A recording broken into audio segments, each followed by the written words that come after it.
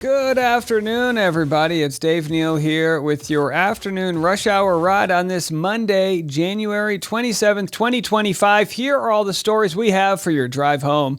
We'll have a Bachelor preview, a couple of clips from Grant as he does the media rounds. His season premieres tonight. We'll also have a live stream at 7 p.m. East Coast time, preparing for tonight's episode. A little update on bird flu, why the egg prices are skyrocketing out there, and a nice story. There aren't many because of the devastation, but a nice feel-good story to go along with the wildfire recovery we'll share with you. Also, of course, the marquee story, Justin Baldoni versus Blake Lively. It's huge. We've got reports coming in from all over. I'm going to play what Blake Lively's lawyers have said in response to why they demand a gag order, tripling down. That's going to be extremely interesting, plus some other fan theories of what's going on. It is probably the biggest day in our YouTube career, folks. We have people all over watching and listening to the podcast, and I appreciate everyone's support out there. We're going to continue covering that, plus some stories going on, a culture war BS story. Just wait for that at the very end. And also Selena Gomez with an emotional response to the ongoing raids happening across the country. So a lot to get into, a tight needle to thread, but we're here to cover it all. We'll be back with those stories and more coming up next on The Rush. All right, before we get to some of these celebrity news stories, let's go to this one. Bird flu causes egg shortage across the country. Here's what they're saying. Spread of bird flu in livestock is hitting consumers in their wallets with egg prices soaring. While there's no evidence of human-to-human spread of the virus, the federal government says they are watching the situation carefully. Here's ABC's Ariel Reshef. Tonight, the country's bird flu outbreak is creating egg shortages and sending prices soaring. I couldn't believe it. We just bought eggs, and they were like $11, $12. Wow. At least 36 million egg-laying chickens have been killed in recent months to prevent the spread of the virus.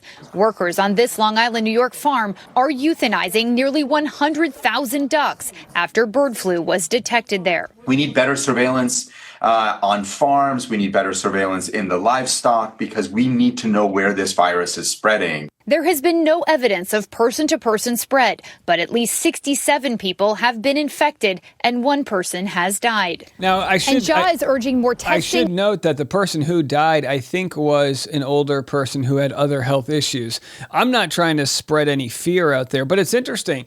I don't know. I mean, here in Nashville, egg prices are still in the $4 range. Where are they where you live? So, yeah, it might be going short on eggs in 2025. All right, Donald Trump, congratulates Kansas City on their AFC title win month after Brittany Mahomes supported him. Here's what he had to say. He always has to make it about himself.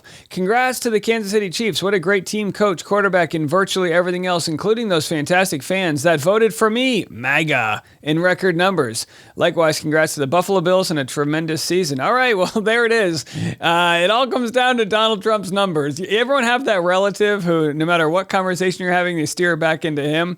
Well, there it is. Okay, so here's a feel-good story for you. You guys might remember last week or a couple of weeks ago now, there was an interview with a guy who was evacuating his house. The guy had several pieces of artwork he was going to literally carry and bike out, to safety. The news reporter was able to save those for him and have a sort of reunion. It's a feel-good story. Have a listen. We can do to help you, sir? You can take these paintings, I guess. I can't ride with these. Listen, I'll take them for you. I work at NBC. Thank you. I'll make sure you get them. Into that firestorm, Francois then disappeared towards Sunset Boulevard on his bike. The two pieces of artwork spared include this print by the renowned Greek artist Phasianos, spotted by so many in the video gone viral. Phasianos is like a hero out there. A lot of people were very touched by it because Greece has had so many wildfires. And the fires, just like here, have moved from the forested areas down into the cities. And as we both look closely at the Phasianos, Francois told us it's called Man on a Bicycle. So the whole story is just incredible, and they have a moment there where the reporter and the man who evacuated really share how special that bond was, because they were both part of something kind of bigger than themselves. And the irony that the painting or the print that he was saving was of a man who looked like he was escaping on a bike. Francois, this is David, our photographer at the time. So good to see you. You too. And you were there too. 3 of us met for a second time. Along with NBC4 photojournalist David Gregory, a deal delivered, one made in a split second. 2 pieces of art. I didn't even know that I'd taken that one. All that remains from the home belonging to Francois Aru and his family, destroyed in the Pacific Palisades fire.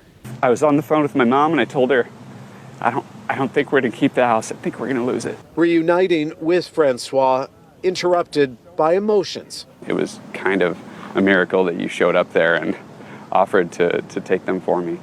So it's, it's just such a minimal thing, some piece of artwork, whatever, you lose your whole home. But I kind of think in these situations where there's so much despair that you just look for those moments. You look for those moments where there's something to hold on to. Very moving story to see. We'll, of course, continue as we cover the rebuilding phases. It's going to be obviously years, and there'll be more stories like this of hope amongst a lot of the rubble. Here's an interesting story from Face the Nation. This was posted yesterday. It's a discussion about how the CIA now believes that COVID-19 did originate from the lab leak. And listen, this is why people have a problem with mainstream media, right? Because you couldn't even have these conversations during the pandemic. It's like, first of all, who cares if it's from a lab or from a bat? I just think people should be allowed to discuss these things. It was considered racist at the time to have these conversations. And look, I'm not here to punish anybody or shame anybody for that, but it was the policies of not just the government. And by the way, it was Trump's government and then Biden's government. So I think as a people, we can look at this very objectively and say, we need to do a better job of letting social media and letting people have these conversations without banning them years later. Should happen now that the CIA has released this low confidence assessment that it was most likely a lab leak, a research experiment, versus a naturally occurring virus that resulted in the COVID pandemic. Well, the Biden administration really has been an impediment to getting to the answer here. Congress passed, this is their finding. Right, but Congress passed and the Biden administration signed an order declassifying the information concerning the lab leak theory and the issues with respect to COVID origins. And the administration still refused to release it. I think this is a great start. Yeah. And really, it's been unfortunate that the administration has been slow. It's a good turning point because clearly this was not of natural origins. Listen, I think you need to be able to, and I'm not one of those both sides guy. You guys know where my political ideologies are, but you have to be able to call out the lack of transparency. And by the way, when COVID started, Trump said, we'll be back in a week, right?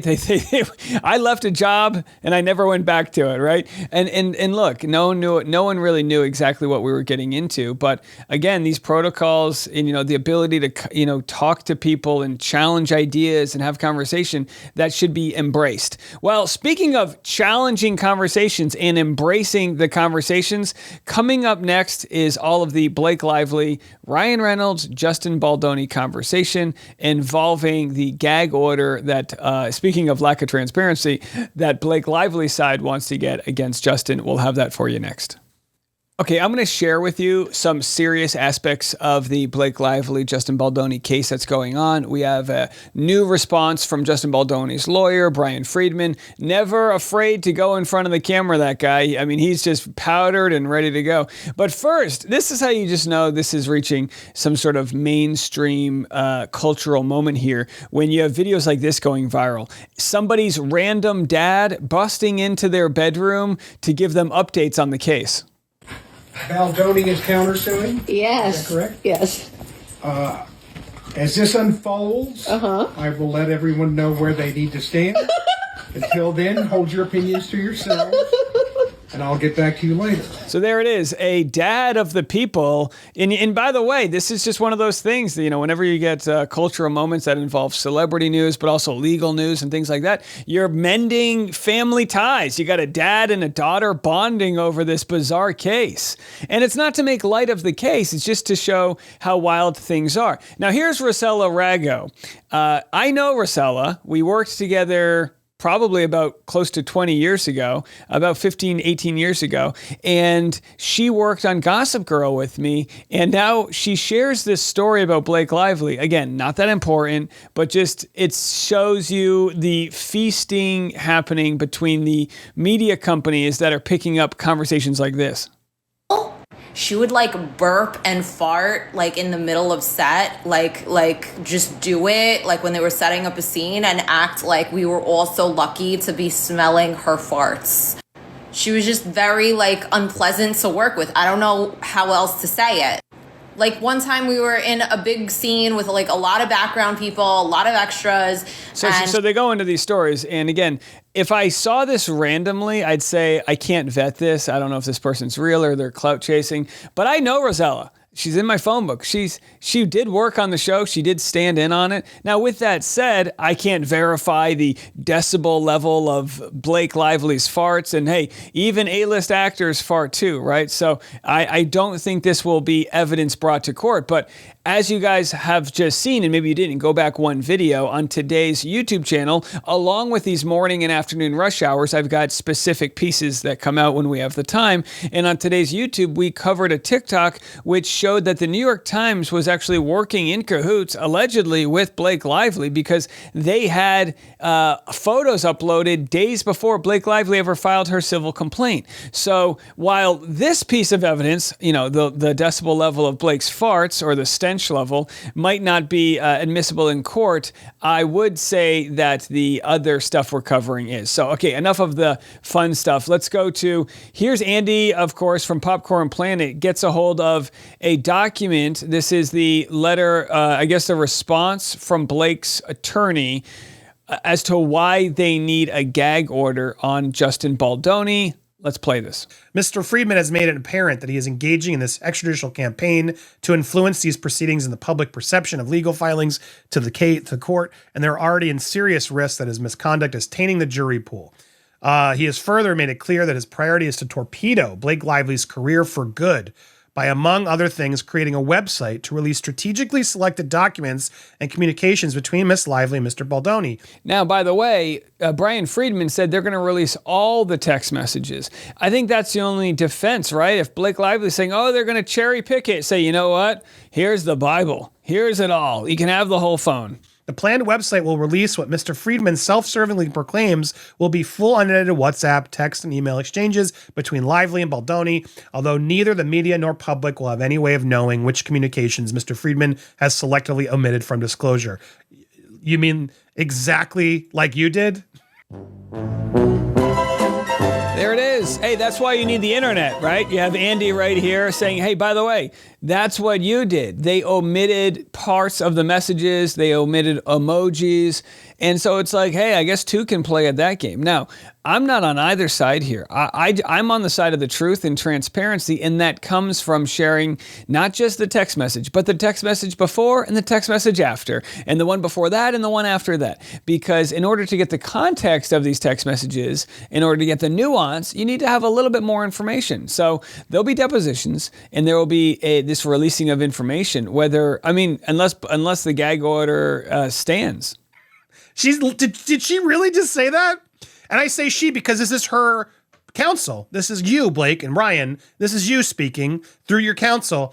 And we don't know what they're going to be omitting. You're the one who started that. You literally took out the entire context. You edited these text messages to make it seem so much more nefarious. Shame on you. Shame on you. So you can go check out Andy's full video there. But hey, it's almost like a ragtag team of internet folks on TikTok, YouTube, Instagram, Snapchat. They're all over the WhatsApp. They're all over the place. And they're just exposing things. They're not, I mean, yeah, sure. Are there a lot of people on Justin's side? Sure, there are. But I believe when presented with information, people have the ability to change their opinion, which could happen, maybe not. Here's what Brian Friedman had to say about why they're doing what they're doing, like why their strategy is what their strategy is. He's saying none of it is true, never happened, never did. So what he's saying is that the allegations against him are false. Is he allowed to defend himself? Is that the narrative now, that you're not allowed to say it's not true? This video released just days after Baldoni sued Lively and her husband, Ryan Reynolds, for alleged defamation, extortion, and invasion of privacy. After the video's release, Lively's legal team filing this letter outlining the multiple cease and desist letters they've previously sent to Baldoni's team, and said the release of the video and other material to the media continued to advance the campaign of retaliation against Lively. And again, is it retaliation or is it letting the truth sort of speak for itself? And again, I don't necessarily have that answer. A lot of people are analyzing Justin Baldoni's faith throughout all of this. He's a part of a community that I might get this wrong, Baha'i. And here we have someone actually looking at his faith and saying this is a great example as to why he may be a good guy. Justin Baldoni and Emily Baldoni are Baha'is. Baha'is. I mean, I have to think about this a little bit more. I'm shocked. I'm just shocked. I mean, growing up, nobody knew what that was. Nobody knew what a Baha'i was. And then I'm scrolling Emily's Instagram, and there's all these cute family posts about Ayamiha and Happy Nowruz. And so then I start looking into them more, and they're these wholesome people who believe in love and unity and write books to help humanity. And it's just like, this beautiful couple. No wonder. It made sense to me why, like, Emily Baldoni would trust her husband, Justin Baldoni, to be doing these movies and stuff, because they have this, like, wholesome, beautiful love. And also, it's very attractive. I could see how someone like Blake Lively, who's starved of that spiritual love because she's in this yucky Hollywood world, or she grew up in this yucky rich people world where you're basically just cut off from truth unless you're seeking it. It's very interesting. Now, we've been in touch with someone of this community who's in this religion, who's actually sort of canoodled in that sort of world, because it is a very small community. And while they don't want to go on camera with me because of how small the community is, they're going to share with me, some reasoning about why Justin Baldoni being in the quote-unquote basement at the premiere is so offensive, and also some other thoughts about his voice notes and things like that. So stay tuned for more of that tea. That's going to do it right now for the Justin Baldoni stuff. A real sad story right here is Selena Gomez sharing her emotions. She sobs over the mass immigration raids that are happening. And by the way, this is, as far as I'm concerned, the same conversation that was happening with the bishop who Trump said was like a bad bishop because she asked for mercy. Mercy and grace have been sort of thrown to the side in our country right now. There's people that are celebrating deportation tickers. These are human beings. Now, don't get me wrong. If there are people that are in the country illegally who have committed crimes, violent crimes, things like that, yeah, we need to do something about that. But there's so many people that have been in the country for a long time that have family, and the collateral damage here is really, really scary, especially for those that maybe see them as subhuman. Could that be true? Here's what Selena Gomez had to say. Just wanted to say that I'm so sorry. How many people are getting attacked? Children. She's breaking down in tears for the children and the people that are, being raided, because this will be someone's son, someone's daughter, seeing their father, seeing their uncle, maybe their mother being ripped out of their arms. Maybe it's not their sibling. Maybe it's someone they live with or a caretaker. There's so many scenarios where when it comes to like that positive energy we were talking about, this ain't it. This ain't it. But we also know the strategy being used in these deportations is a scare strategy to prevent new people from coming over. But again, I asked the same question I asked earlier. What's the collateral damage? So either way, she then deleted her story and she said, I'm sorry. I'm not going to share any video of the ICE raids, but they are ongoing across the country. And she said, apparently it's not okay to show empathy for people. It's a very nuanced conversation, one in which I know you guys trust me. You wouldn't be listening if you didn't, with my perspective on the matter. But I'm doubling down on the need for mercy and the need for grace, even if there are some rightful deportations happening. There are a hell of a lot that are unjust. There are raids going into schools and workplaces, and we're about to see, you think the egg prices are high. I don't mean to instill any fear in others, but there is going to be a lot of crops that don't get harvested, and that's not racist to talk about. The migrant workers and the immigrants that come to our country take jobs that other people do not want. Those jobs people are not showing up to right now because they're afraid that they will be sent away from here, away from their family. And again, I don't have all the solutions, but grace and mercy have to be one of them. And if anyone disagrees, we are not the tone for you. We are not the tone for you. No deportation clickers here. All right, let's take a quick break. I'm going to come back with some other clown conversations of culture war issues that coming next.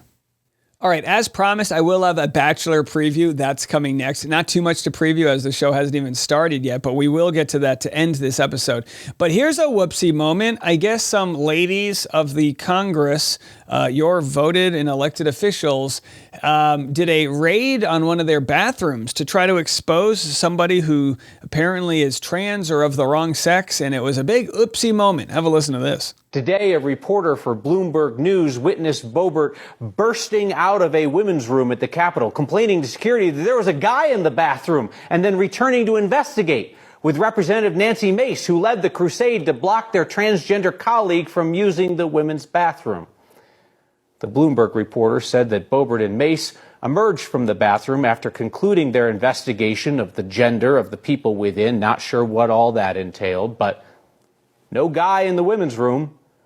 Boebert sent us a statement about her restroom inquisition, saying it was a case of mistaken identity. All right, folks, again, more mercy, more grace needed, not fear, not this just real wild rhetoric about how scary the world is. It ain't this, folks. It ain't this. All right, let's go to Bachelor. All right, here we have Bachelor. I'm going to play several clips for you. Here's a clip from tonight's episode. Premieres 8 p.m. East Coast time. We'll be live 1 hour beforehand to chill on here. We'll share some more trailers and things like that. So make sure to be subscribed on the YouTube channel to be a part of that live stream. I think we'll have a pretty good crowd. We'll hang out for about an hour. Get ready for tonight's episode. I'm excited. My love story is going to happen. I'm putting myself out there to meet my person, but I'm scared of making the wrong decision. Things were being said that questioned your character. One of these women is being deceitful. You did me dirty. Sharing you with so many women, it's so unnatural to me. Listen, I don't think natural is something these ladies are going to be worried about. I mean, it's so unnatural to me. It's like, can someone tell me? I couldn't tell. All right, anyhow, so that's coming up tonight. Here's another clip of Grant on Good Morning America. He's a day trader. And by the way, this is not stock advice from me. This is not professional advice, but just some tips on how to invest your money. Okay, we're going to do a very quick lightning round in a rapid fire. What's your ideal date night? Beach night. Craziest date this season? I don't know if I can say. Okay. Go-to karaoke song? All of Me by John Legend. All of Me. Because you're a day trader, what's your top stock pick right now? Well, I would say the S&P 500 or Clearpoint Neuro. Clearpoint Neuro is a really but good stock. you did the S&P 500 so people can go out and get a ETF and spend less money and own the market. And Clearpoint is trading at like $17. I think in the first quarter it's going to have a really good quarter. This is not stock advice. This is just a conversation with Grant Ellis, who is a day trader, and we love it. And you've got a great season ahead. Congratulations on everything. It's so nice to see you back in the game. Okay. Yeah, by the way, you don't. He didn't want Trump's e-coin to make it. He's like, yeah, that's not a good pick. Hey, folks, yeah, investing's not sexy. Put your money in the S&P 500. Be super boring about it and just leave it in there. Oh, again, maybe I shouldn't offer any advice. I don't know. I'm not financially. That's just what I do, you know. But either way, he puts the glasses on, so you know that it's good advice. There it is. Do you take financial advice from a guy who's about to piss off 30 women? Why not? Why not? So I don't take financial advice from men who don't wear socks. That's just a policy I have. You have to have socks on for me to take your advice. Well, that'll be tonight. Again, stay tuned for the live stream we'll have on the YouTube channel. And I appreciate all the support. Today was probably the most watched and listened to podcast of all time. We had an absolute monster episode this morning on YouTube. We've gone absolutely viral, getting over 100 to 150,000 views a day all week long. I appreciate everyone who stuck around for the Blake Lively conversation, and I hope you stick around for all the other ones we're having, as we have a pretty cool community here. If you want to join the Patreon and be a part of that comment section, we have a private comment section there, chat room. You can talk about all your fan theories, and also we have our daily private live stream, patreon.com/Dave Neal. Otherwise, we'll be back in the morning, so we'll catch you then. I'm Dave Neal. This is The Rush.